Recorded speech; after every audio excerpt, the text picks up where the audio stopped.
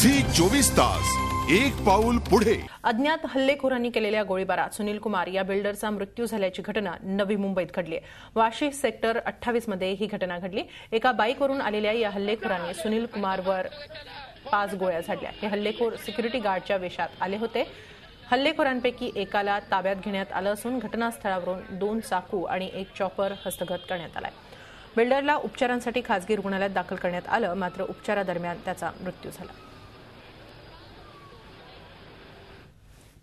हमारे सर के ऊपर attack KIA है, अभी हॉस्पिटल में लेके गए। इधर देख, इसको पकड़ा बिगड़ा है, कैसे पकड़ा? एक को पकड़ा है तो उसका सर फूट गया, तो वहाँ पे लेट गया, तो उसको हम लोग ने मारा पीटा, तो हॉस्पिटल लेके गए। सुनील कुमार म्हणून बिल्डर आहे।